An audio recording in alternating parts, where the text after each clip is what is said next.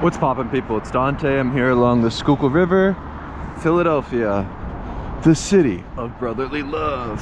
This is a great place to start the day. The outskirts are more beautiful, right? I love walking along the outskirts of the city personally. You know, I find there's some sort of peace and tranquility along the water here, and the path extends very, very far into Pennsylvania. I love riding my bike here.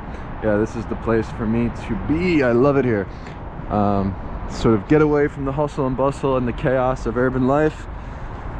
Yeah, come down to the Schuylkill River. This is it. So yeah, just woke up, had some coffee, some water, did some stretching, and it's a little bit colder today, so I got the bigger sort of winter coat on. And yeah, I just woke up thinking about photography in the morning, right? This is my burning passion, right? I have a passion for the process of photography, to go out and to experience life, you know, through my curiosity, my visual acuity to things, right? Where I observe all of the details around me, right? And, you know, I find that to see is to connect with life. You know, the more you see and the more you tap into your visual acuity, the more beautiful life can be. And, you know, I've been having some thoughts about beauty recently. Look at this light. Follow the light. Artificial light. It's good too. P mode, autofocus, point and shoot. I'm really into this sort of a snapshot aesthetic too, just kind of like, you know, just to be a bit more playful with your photos. You know, don't take them too seriously, kind of just throw the camera around, point and shoot, embrace the chaos, embrace the unknown.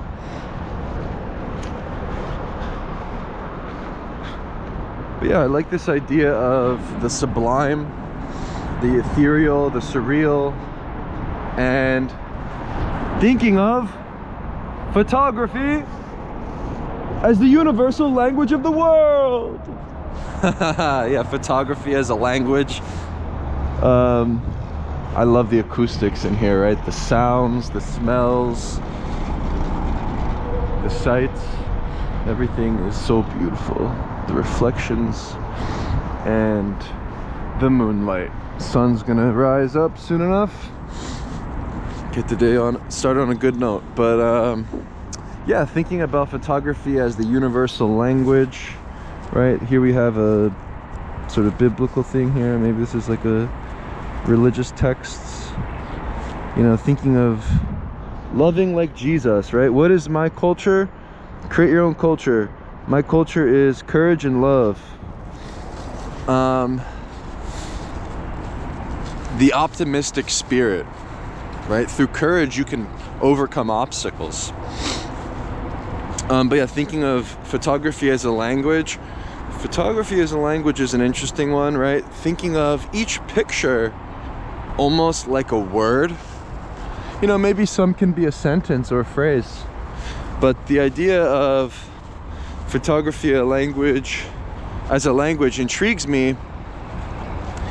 You know, considering a word and the connotation of a word, right? To kind of go beyond the sort of definition and, you know, sort of thinking of connotation, right? So, like, what does a word connote? Like, you think of home, right? Home can mean this feeling of warmth, this sort of nostalgic feeling, family.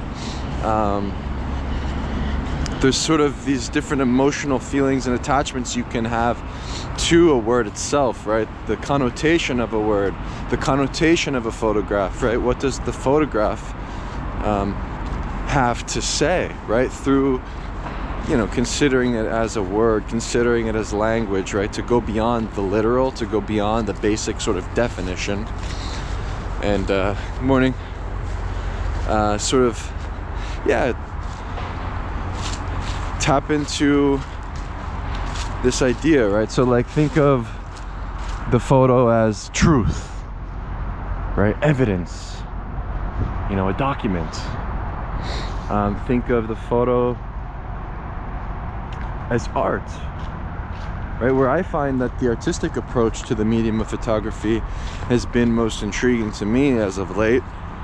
Yeah, thinking of aesthetics, thinking of, you know, this idea of creating something out of nothing, uplifting the mundane.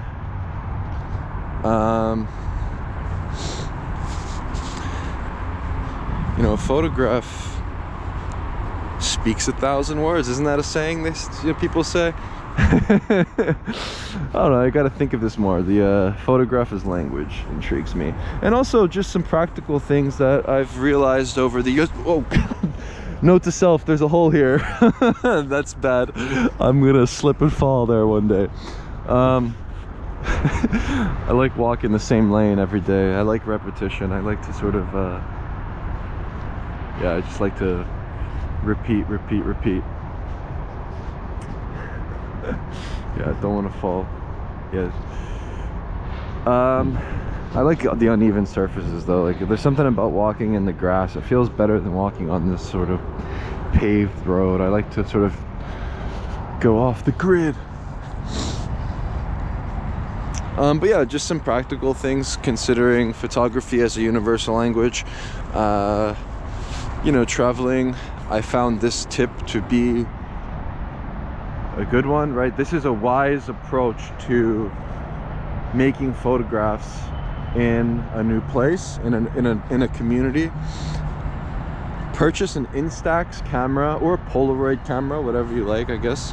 The Instax camera I think is great. The mini one with the small wallet-sized Instax size whatever prints, they're like, yeah, they fit in your pocket.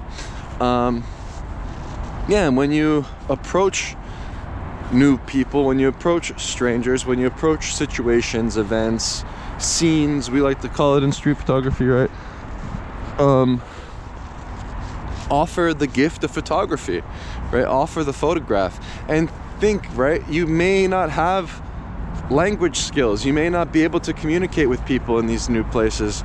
You know, thinking of my time in Zambia at the beginning, right? I was learning the language for 3 months. You know, I got the language down, but as I was learning the language to connect with my host family during my Peace Corps service, yeah, I would make Instax prints, and we would, you know, share these pictures with each other because I was a photographer and it was my passion, and I was sharing that with the family that hosted me there, and they sort of understood why this was such a beautiful thing, because the instant act of, you know, making a picture and making it tangible and sort of having them receive this gift and something that they can cherish forever. I mean, it's a very personal and maybe an emotional thing, right? The feeling of the photograph, the tangibility of the photograph, that instant sketch, that instant gift of life that you can give to a stranger. It's, I believe, a wise approach to anyone that's interested in traveling to new places, exploring different communities with photography. I believe this is a universal language and an approach, right, where I'm obsessed and passionate about the process and finding ways to engage with the medium that allows me to be successful, right? So Instax camera, Mini Evo is the one I got recently. I believe that's the name. It's like a digital hybrid. I also have the wide version and the classic Mini 90 or something. I love these things. They're sort of like plastic toy cameras, but they really allow engagement with new people, and I think everyone loves to have their picture taken when you offer a smile, you offer a conversation, you have a cup of coffee, you sort of take the time to then gift this photograph. It really is the universal language of the world, transcends barriers, transcends languages, and allows you to thrive creatively. So yeah, this is just a wise approach to anyone out there that's interested in traveling. Before you go on your trip, get an Instax camera, just a couple of those mini packs of film, and you're good to go. And you know, I think that If you go to YouTube and type in Team Sesh, you will recognize that we are the kings of the underground. The new culture. The culture of love and courage and curiosity. Sir Isaac Newton. When will the leaves fall? Tell me. You know, don't take yourself so seriously. I like to embrace this sort of spirit of play. I'm always just having fun, embracing the now, embracing the moment, kind of, you know. What's interesting is, you know, impermanence is inevitable, right? Everything ebbs and flows. The leaves will fall, the branches will be bare. They'll come back during spring, filled with beautiful colors and leaves. You know, nothing will last forever. And this is what makes life so beautiful, and what makes photography so powerful is its sort of ability to, I mean, it's a simple thing, but like to stop time, right? You get that sliver, you get that moment, and you can cherish it as a memory, right? I like to think of the photographic connotation as a memory, right? This is intriguing to me. And you know, I've been thinking of, man, this is such a great, look at the colors. Oh my God, this is, let me get a quick snapshot here. It's just so beautiful, really. Yeah, I like considering the photographic, like the connotation being like a memory. This one's good, I think. You know, there's some sort of joy that you get as a photographer looking back at your contact sheets, your old photos. There's some pleasures there to be had, and it sort of will fuel your lust for life, right? The medium of photography is powerful, and for me it just allows this sort of infinite possibility. It gives me happiness, it gives me this sort of joy in life, in every fleeting moment. Yeah, there seems to always be potential, there's always something new, there's always something out there. And you know, the world, I find the world is for us to conquer, the world is for us to explore, to traverse, to sort of be outdoors, to be in the open world, right? This is, I believe, the most supreme this isn't working. This is the most supreme approach to life, to walk endlessly, right? So how to be happy: walk more, be outdoors. If it's cold outside, bundle up. I'm wearing gloves. I have these North Face E-tip gloves. They seem to be really nice for the winter, and allow me to operate the camera. You know, I just need that one button to press, right? I think to simplify things, right? Simplify, simplify, simplify. P mode, single point autofocus, AV mode, snap focus, whatever is working best for you. Stick with the setting that allows you to simply have to press the shutter. We want to, you know, I believe that we should go beyond camera operation, where the camera is an extension of your arm, it's an extension of your hand, the connection between your mind, your body. These things are really critical for me. And to sort of let go, let the chips fall as they may, to go with the flow, to go slow, to observe everything, and sort of photograph loosely, right? To sort of allow the snapshot aesthetic to be the thing, right? Where it's like imperfection is more beautiful, basically. Like, you don't need to make these perfect pictures, perfect compositions, but to follow your instincts, right? Your primal instincts, your gut feeling, your intuition. And yeah, I think when the camera is sort of just connected to your wrist and you're in the zone and you're in that Zen zone, that Zen-like meditative state of photographing, you know, there's this point where everything sort of shuts off, right? You're no longer thinking, you're no longer worried about the past, the future. You're just sort of there. And you know, to be on the hunt, I like to consider it's a nice one, right? Where you're on the hunt, how to enter hunt mode, how to become a hunter. no breakfast, no lunch, fasting all day, have one massive meal of red meat before you go to sleep. Yeah, this seems to be the way. My mind never has felt this sharp. My body has never been so strong, right? I think it's our duty as men to be strong, to be warriors, and to sort of embrace minimalism in life, right? Where what is the function of money? To buy more meat. Yeah, just don't buy anything. I think, yeah, recognizing that life is short, live every day like your last, and those simple notions are nice. I like seeing my breath.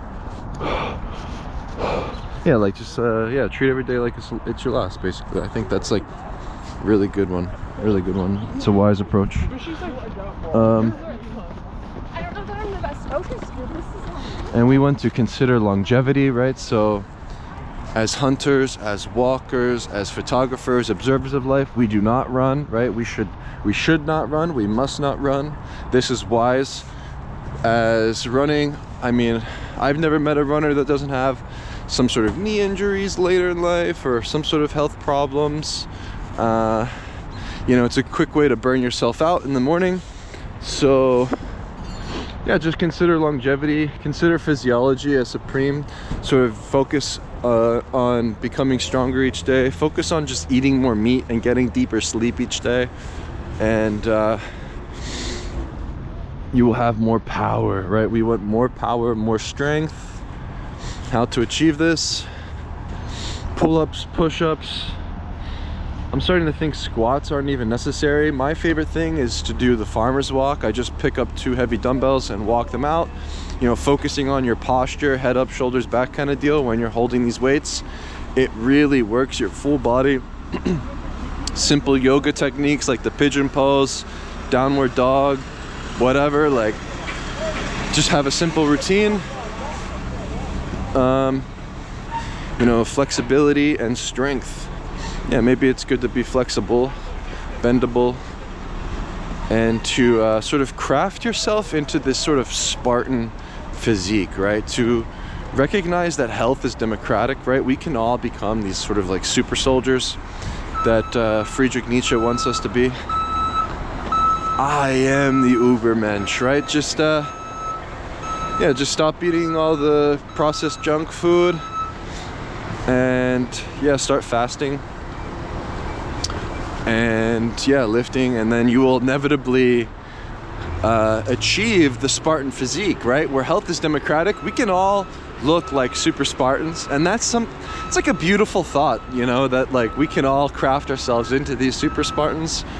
I think this is the ideal aesthetic, the ideal physique. We do not want to be weak, but we want to be hard, and this is the culture. Courage and loving. The higher your testosterone, the more kind, the more loving, more playful really you become, where, you know, I feel like I'm a kid again. I'm just like a big kid with a camera. I like thinking of it this way, right? Where I've been photographing for, you know, a decade, but you know, I'm back to the basics, right? I'm trying to return to the childlike sort of naive state where, yeah, I kind of try to forget everything I think I know about photography, right? And to return to this sort of state of curiosity and play is critical when it comes to longevity. And my goal being to create new photos and to make art until the day I die. Yeah, I think I found I think I've cracked the code, right? You want to be an amateur forever, right? We should embrace this sort of amateur spirit. You know, there's nothing wrong with professionalism and this sort of stuff, but you know, I think it's maybe ill-advised to consider yourself a master, and wise to consider yourself an amateur forever, right? This is my approach, and this is my thought about photography and just art making in general. So here we are at the top of the trail here, where I like to take a nice view. You know, I walked this way because yesterday the trail was closed off. Yeah, it's still closed off. I can see the orange over there. So here we are. Beautiful gazebos, art museum, skyline in the background, branches. This amazing detail. Look at the detail of this fence here. There's a fountain down there. Beautiful birds chirping, right? What is luxury? Luxury is the absence of noise pollution, to hear the birds, to hear the sounds. You know, this is luxury. To be on the outskirts, right? The outskirts is more beautiful. I like walking the perimeter of the city. There's the skyline art museum. Beautiful, beautiful, beautiful morning. Great way to start the day. Just taking everything in. Look at the flickering light. What a beautiful lamppost.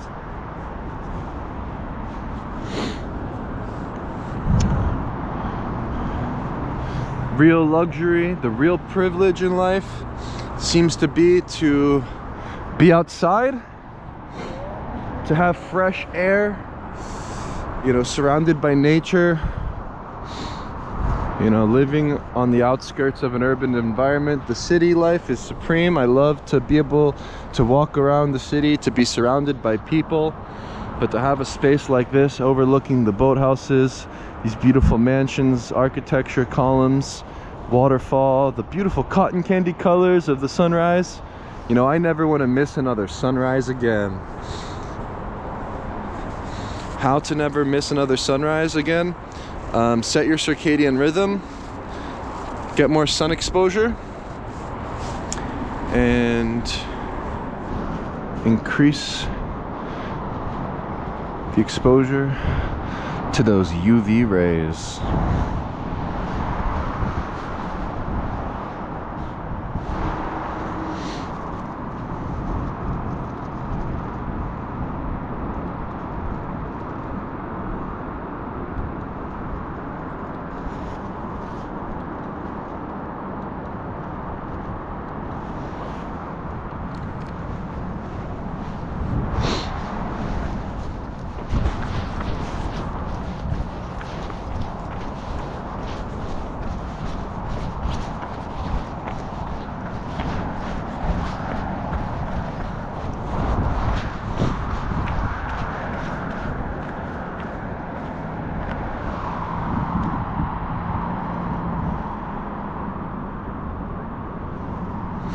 To see is to connect with life.